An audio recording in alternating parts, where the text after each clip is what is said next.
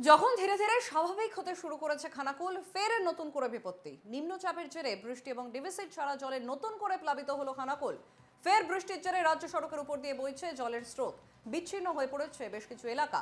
আবারও বিচ্ছিন্ন যোগাযোগ ব্যবস্থা। পুজোর আগে কি আদৌ এই দুর্ভোগের চিত্র বদলাবে, তা নিয়ে সন্দিহান খানাকুলের বাসিন্দারা।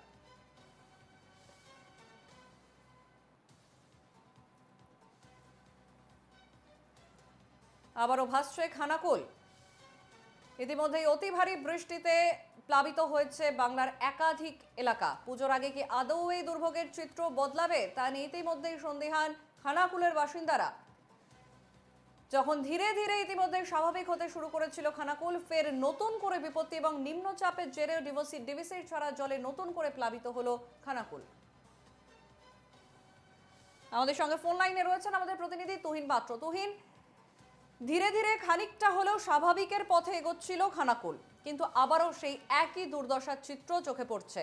আবারও মানে নিম্নচাপের বৃষ্টি এবং আবারও ডিভিসির ছাড়া জল, সুতরাং আবারও প্লাবিত হলো খানাকুল। কি পরিস্থিতি এখন সেখানে?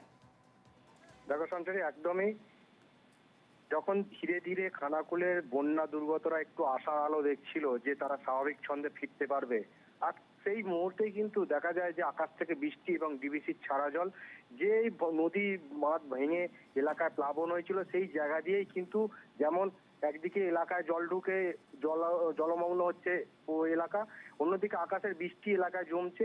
এবারে আতঙ্ক নতুন করে আবার গ্রাস করছে খানাকুলের বাসিন্দাদের মনে।